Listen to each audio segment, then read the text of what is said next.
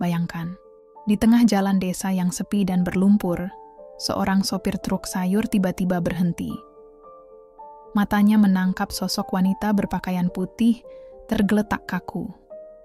Sekilas, ia mengira itu boneka, tapi ketika didekati, ternyata tubuh itu masih bernapas lemah.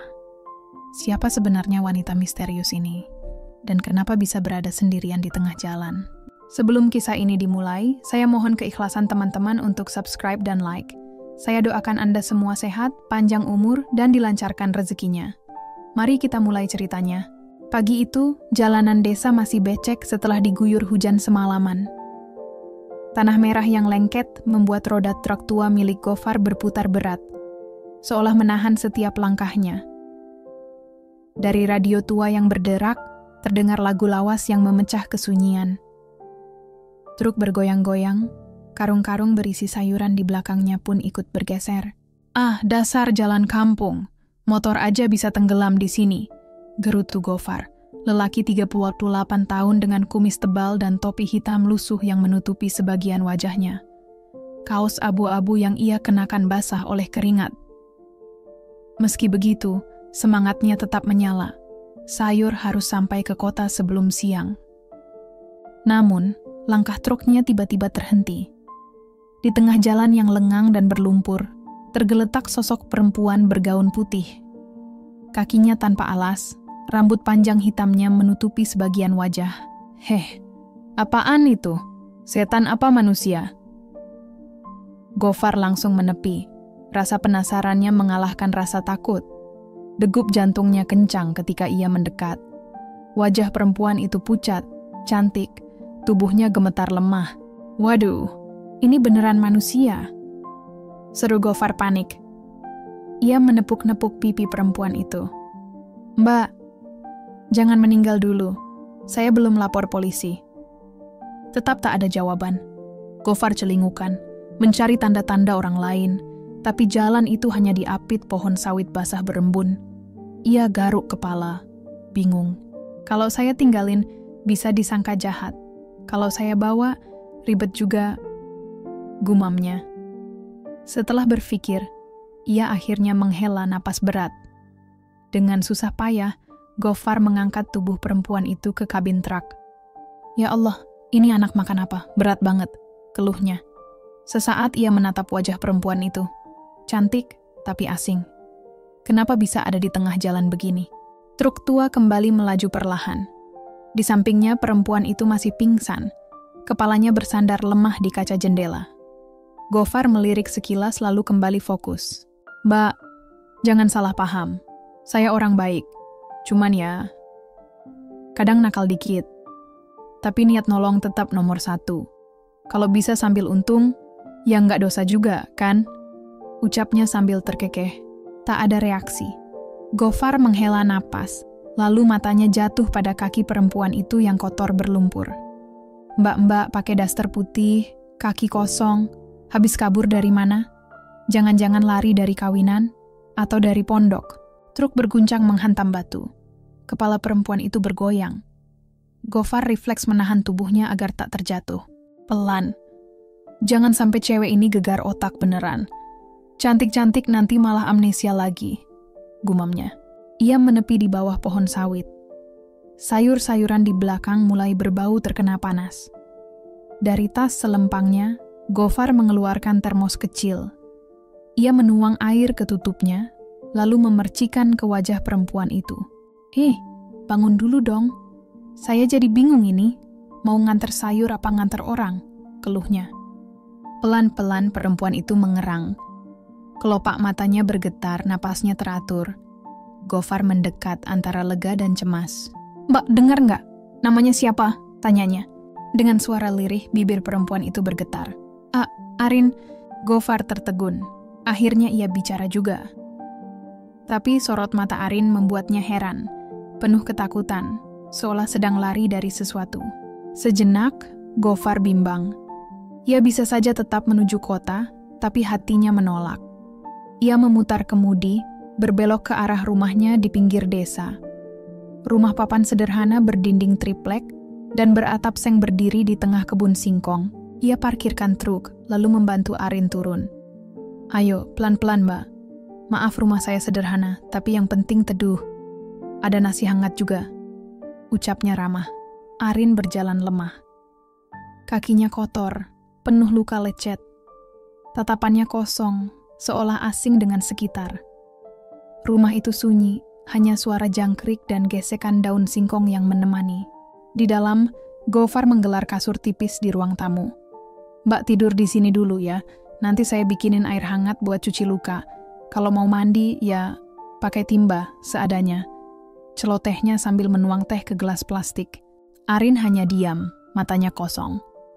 Tangannya gemetar saat menerima teh hingga hampir menumpahkannya. Pelan-pelan." Gofar buru-buru menahan gelas. Lalu ia menatap Arin dengan lebih serius. "Ada yang ngejar, Mbak?"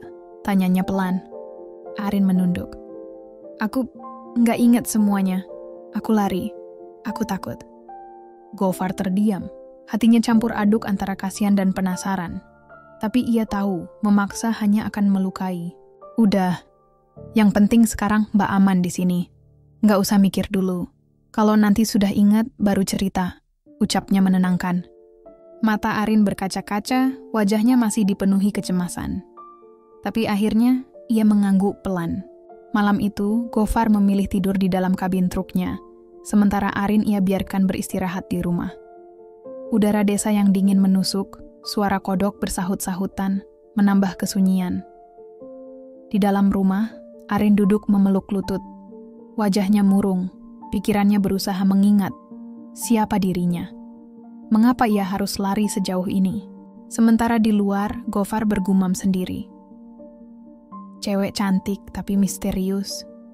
Jangan-jangan bakal nyeret saya juga," ucapnya, mencoba mengusir rasa penasaran yang semakin besar. Pagi harinya, Gofar bangun lebih awal. Tubuhnya pegal setelah semalaman tidur di kabin, tapi pikirannya masih penuh dengan sosok Arin.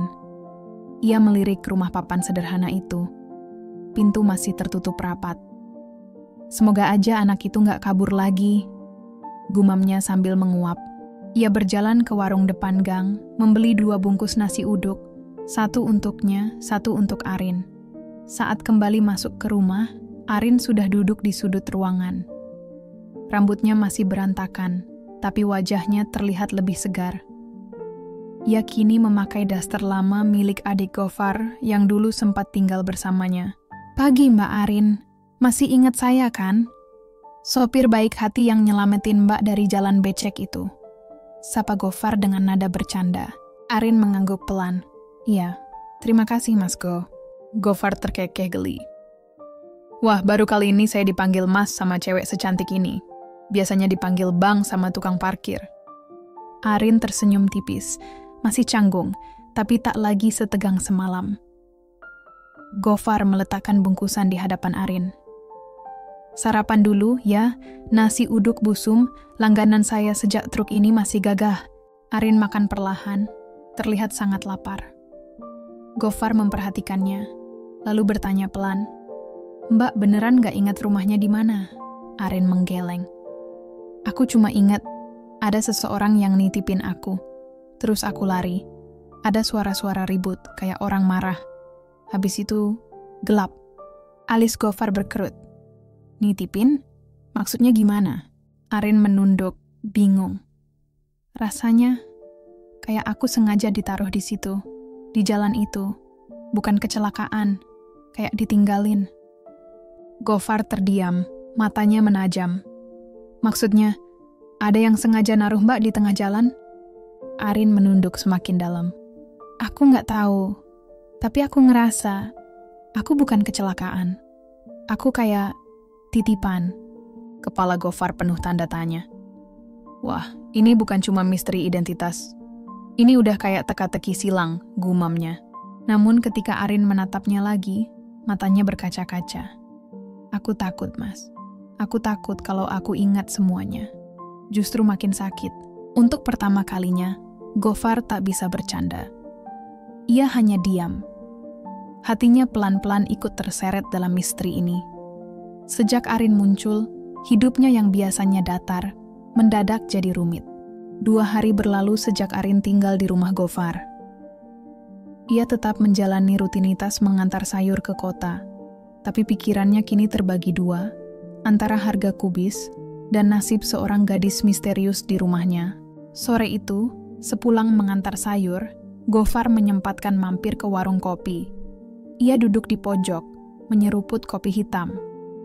Obrolannya dengan Pak Suryo, pemilik warung, awalnya ringan, sampai tiba-tiba bergeser ke hal yang membuat hatinya bergetar. "Far, katanya kamu bawa cewek ke rumah, cantik banget ya?" Koda Pak Suryo sambil tertawa. Gofar nyengir.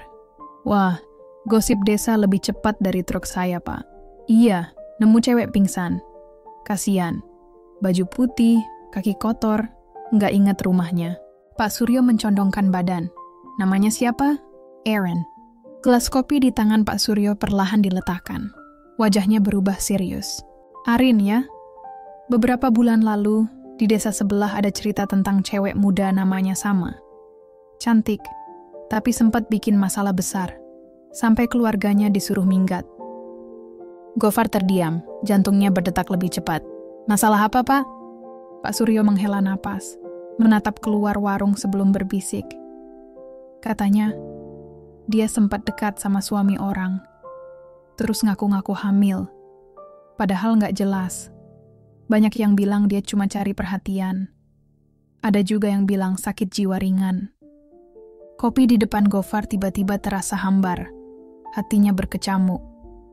Kalau itu benar, siapa sebenarnya Arin? Pak Suryo menepuk bahunya. "Hati-hati, Far. Cewek cantik. Belum tentu bersih namanya." Dalam perjalanan pulang, pikiran Gofar penuh suara-suara.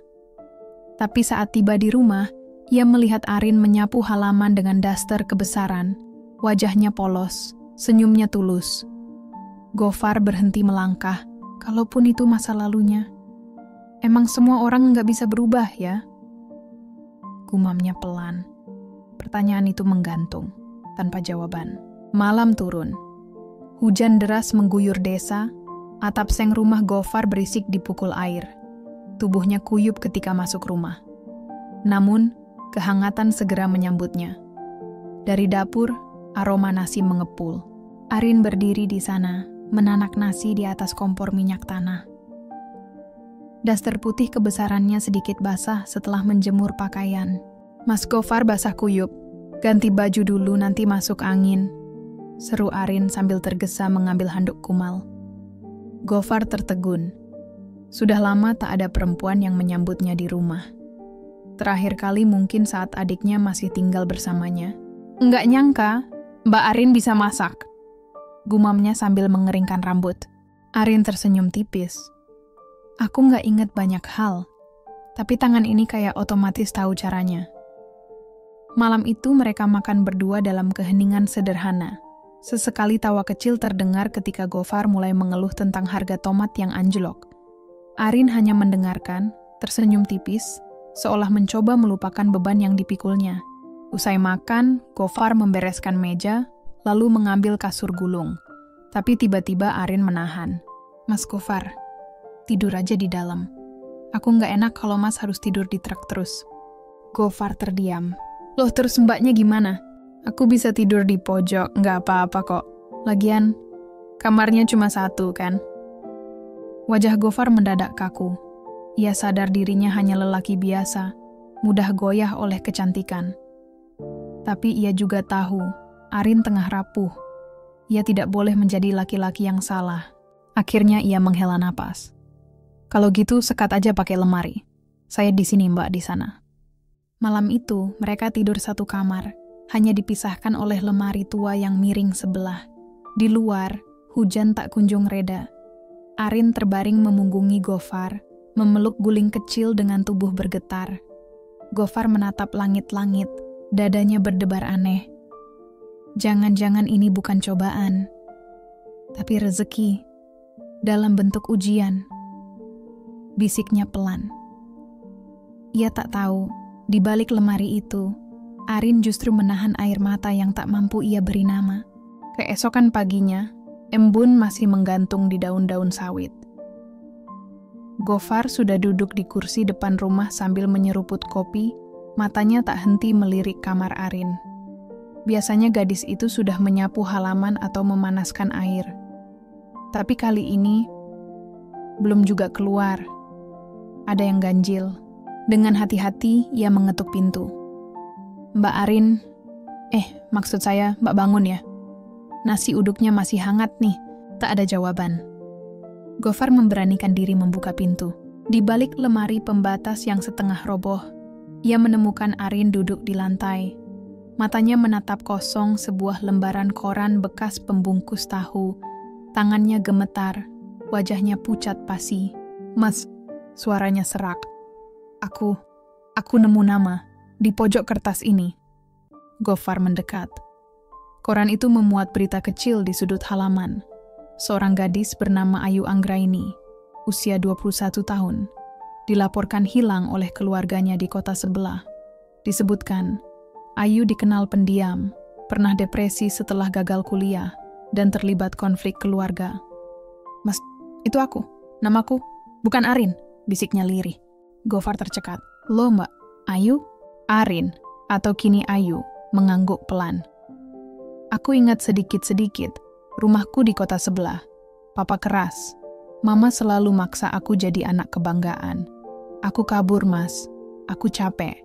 Tapi, aku nggak nyangka bisa sampai desa ini, pingsan di tengah jalan. Gofar duduk di sampingnya. Hatinya campur aduk, senang karena satu misteri terpecahkan, tapi juga khawatir dengan misteri lain yang lebih besar. Kalau gitu, kamu mau saya antar pulang? Tanyanya hati-hati. Ayu menggeleng cepat. Aku belum siap, aku takut Mas. Di sana, aku cuma dianggap beban. Tatapan Gofar mengeras, tapi juga penuh iba. Ia ingin menolong, tapi tak mau menahan seseorang yang seharusnya kembali. Jadi, mau apa sekarang Ayu? Ayu memeluk lututnya. Aku juga belum tahu Mas Gofar, tapi untuk sekarang, boleh aku tetap jadi Arin dulu aja? Gofar menarik napas panjang. Ya sudah, tapi janji satu hal. Apa? Kalau kamu udah siap, kabarin saya dulu sebelum pergi. Saya nggak mau kehilangan kamu 2 kali. Hari-hari pun berlalu. Ayu tetap memilih memakai nama Arin, seakan ingin menunda kenyataan yang suatu hari pasti akan datang menjemput. Di rumah kayu sederhana itu, waktu berjalan lambat namun nyaman. Gofar, yang dulunya hanya punya radio tua sebagai teman ngobrol, kini punya teman makan, teman bercanda, bahkan teman diam. Arin tak pernah bertanya kenapa Gofar belum menikah. Tapi dari obrolan kecilnya, ia bisa menebak. Mungkin wajahnya yang pas-pasan, mungkin pekerjaannya yang tak menjanjikan, atau mungkin karena tak ada satupun yang melihat ketulusan Gofar. Suatu pagi, Gofar pulang dari pasar membawa seikat kangkung dan sebungkus nasi bungkus. Tumben, pagi-pagi udah pulang? Tanya Arin sambil menerima kangkung dari tangannya. Lagi sepi. Habis hujan, jalanan becek. Nggak banyak yang beli, jawab Gofar sambil duduk di bangku panjang dekat dapur. Arin membuka nasi bungkus itu, membaginya ke 2 piring. Gofar memperhatikannya, senyum samar terbit di wajahnya. Kamu tuh bukan istri saya, tapi udah kayak istri, ucapnya tiba-tiba. Arin terkesiap. Tangannya berhenti membagi telur dadar. Maaf, aku nggak maksud ngerepotin, Mas. Bukan repot. Justru saya bersyukur. Rumah ini dulunya kayak kandang ayam, sekarang kayak tempat tinggal beneran. Arin menunduk tersenyum malu. Mas Gofar tuh suka ngawur deh. Gofar mengangkat bahu. Lah, kenyataannya emang begitu, Mbak. Hari itu mereka makan dalam diam. Namun bukan diam yang canggung, melainkan diam yang hangat. Di luar, angin berembus pelan membawa aroma tanah basah. Dan di dalam rumah sederhana itu, 2 hati saling melengkapi. Tanpa perlu mengaku sedang saling menyayangi. Malam itu, saat udara desa masih basah oleh hujan yang baru reda, Arin keluar ke halaman untuk menjemur handuk. Tapi langkahnya terhenti. Di tepi jalan gelap, berdiri sosok laki-laki tinggi dengan jaket abu-abu. Ia tidak dikenal, tapi tatapan matanya menusuk, seolah mengenali Arin lebih dari dirinya sendiri. Arin mundur perlahan, suaranya bergetar. Siapa kamu? Laki-laki itu membuka helm, menampakkan wajah rapi dan rambut klimis. Begitu kontras dengan kehidupan desa. Senyumnya tipis, tapi matanya dingin. Aku tahu kamu ada di sini, Ayu. Aku sudah mencarimu kemana-mana. Tubuh Arin bergetar. Nama itu, Ayu. Kamu, siapa sebenarnya? Pria itu melangkah maju. Suamimu, Reza. Saat itu juga Gofar keluar dari dalam rumah. Ia menggenggam cangkul kecil, siap menghadapi siapapun yang berniat jahat. Ada apa ini? Siapa kamu? Tanyanya tegas. Reza menoleh dengan pandangan menantang. Bapak ini siapa? Kenapa bersama istri saya? Gofar berdiri kokoh di depan Arin. Saya yang menemukannya waktu pingsan, saya yang merawatnya. Kalau mau bikin masalah, jangan di sini. Arin mencengkeram lengan Gofar. Matanya panik. Mas aku nggak kenal dia. Reza menarik napas panjang, lalu suaranya merendah. Kamu lupa, kita menikah diam-diam. Kamu takut orang tuamu marah. Aku salah karena membiarkanmu kabur. Tapi aku cari kamu karena aku punya tanggung jawab. Arin menutup mata, mencoba menyisir ingatan yang samar. Reza melangkah lebih dekat, suaranya melembut. Aku tahu kamu terluka. Tapi lari bukan jalan keluarnya. Pulanglah. Aku nggak akan memaksa jadi suami sempurna. Aku cuma ingin kamu hidup benar. Gofar terdiam. Hatinya menolak melepas, tapi ia tak bisa menyebut dirinya siapa-siapa. Dan di tengah dua pria itu, Arin merasa kosong. Ia bukan milik siapapun, tapi ia sadar harus memilih. Dengan suara kecil ia berkata, beri aku waktu, 1 malam saja, besok aku akan jawab. Pagi merekah perlahan di balik dahan sawit. Cahaya matahari menyusup masuk ke rumah kayu sederhana, rumah yang selama berminggu-minggu telah jadi tempat Arin menemukan ketenangan. Gofar duduk di kursi depan rumah, wajahnya letih, kopi di cangkir seng tak tersentuh. Sementara di dalam, Arin, orangkah ia Arin atau Ayu, duduk memandangi sebuah foto kecil yang ia temukan di sela pakaian lama. Foto dirinya bersama seorang pria, wajah Reza. Senyumnya di sana begitu tulus, seolah ia pernah bahagia. Gofar tahu, pagi ini akan berat. Tapi ia tak berniat mencegah apapun. Ia hanya ingin tahu, apakah dirinya punya tempat di hati gadis itu. Arin keluar dengan langkah pelan. Rambutnya diikat seadanya, matanya sembab tapi lebih tenang. Di ujung jalan, Reza sudah menyalakan motor, menunggu. Arin mendekati Gofar, duduk di sampingnya. Mas Gofar, katanya lirih. Aku tahu aku punya masa lalu. Mungkin Reza memang suamiku, tapi hatiku tinggal di sini. Gofar menoleh cepat, kaget. Tapi kamu, Arin tersenyum tipis. Aku tetap harus pergi. Aku harus menghadapi semua ini. Tapi kalau suatu hari aku kembali dan Mas Gofar masih sendiri, bolehkah aku pulang ke sini? Gofar terdiam lama lalu mengangguk. Rumah ini cuma punya 1 pintu. Kalau kamu pulang, nggak usah ketuk-ketuk lagi. Air mata Arin menetes, tapi senyumnya hadir di sela tangis. Ia berdiri, melangkah menuju Reza. Dan tak lama, motor itu melaju meninggalkan rumah kayu yang kini kembali sepi. Gofar tetap duduk di kursinya. Kopinya dingin, tangannya kosong. Tapi ada senyum kecil di wajahnya. Bukan senyum bahagia, melainkan senyum seseorang yang mengerti. Tidak semua yang tinggal adalah milikmu, dan yang pergi belum tentu melupakanmu. Terima kasih kamu sudah menyimak cerita ini. Jangan lupa untuk like video ini, subscribe channel kami, agar tidak ketinggalan cerita menarik lainnya. Sampai jumpa di cerita berikutnya.